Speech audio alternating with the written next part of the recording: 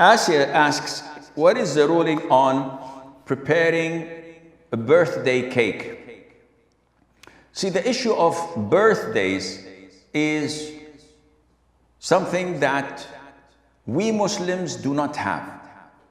Yani if you look at the time or the history 100 or 150 years ago, you will never find people celebrating their birthdays. This is something that came to us recently, either through the conquest of Muslim world, countries, or through people going to the West and adopting their customs and bringing it back to us.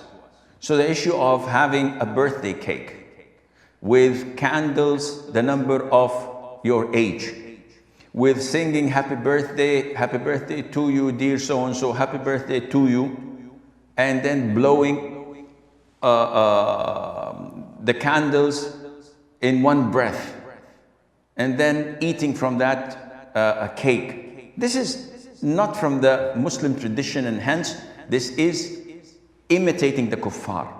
It is not a religious celebration, but we are told not to imitate the kuffar, and hence such celebration that comes over and over on a specific date, which is the date of birth, this is called Eid. And the Prophet ﷺ told us that there are only two Eids to be celebrated throughout the year for Muslims, and that is Eid al-Adha and Eid al-Fitr. Therefore, you must not participate in any gathering or celebration or even congratulating people by saying happy birthday or giving them gifts on that occasion.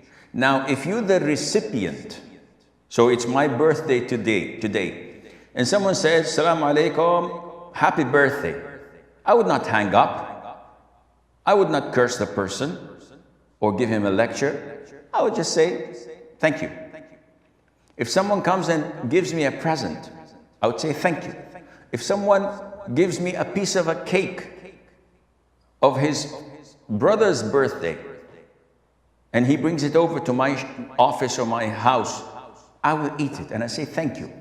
This is not taking part. There's no problem in that. But to initiate this yourself, this is haram. Asia's question regarding wedding cake. Now, a wedding cake is something totally different. Why is a birthday cake haram? We've explained this before the break, because this is imitating the West. A cake for your weddings, a cake for your child passing the exams, a cake for your husband coming out of hospital after passing and having an operation that was successful, all of these are permissible. There's nothing wrong in that, unless your husband is diabetic, then stay away from cakes. But to do these things, this is not something that is being a celebration we are told not to have. Yani, for example, if one wants to make a cake for an anniversary, we say that this is not legit, because anniversaries are not part of Islam.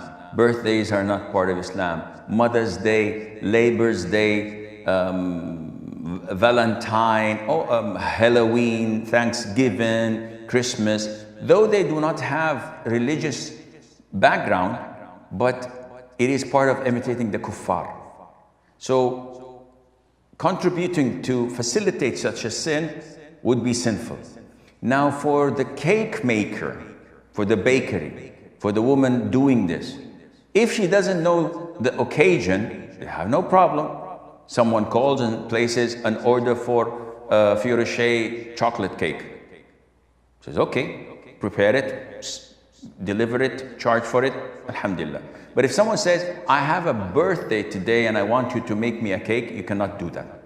But if you don't know the reason and no one tells you whether it's halal or haram occasion, the default is that it is a halal occasion and there's nothing wrong in doing it. Asif says, nowadays these birthdays are prevailing and they're taking place over and over with our relatives, with the children of the cousins and brothers and sisters and the in-laws. So what to do? Akhi, again, the same answer. You have to hold your grounds. Is it something that Islam allows? Was it something that the Prophet did, alayhi sallam, or the companions, or the tabi'een, or the tabi'it tabi'een? If the salaf of our ummah did not do it, and it is not something that is known from our tradition and customs, rather it is known from their tradition, and this is why we use their cake, their candles, and their songs as well. In Arabic, sana hilwa ya jameel, in the same tone, the same melody. This is taken from them all the way. Therefore, you have to draw the line, because if you don't, eventually your children would demand having birthdays themselves. Why is my cousin having a birthday and you're attending, and today is my birthday and you're not throwing a party? But having said that, you have to compensate the children. If the children want to go and you prevent them, you have to give them an alternative. Take them to the fun fairs, take them to the corniche, to the beach, give them a day out, give them some quality time if you can afford that, so that they would feel that there's a balance. But if we, and unfortunately we all do this, if we are good in prohibiting things, haram, haram, haram, it's imitating, it is not part of our Islam, it's an innovation, but we fail to give alternatives, then we're actually pushing our children to go to the other side, which is something we don't want, and may Allah protect us all.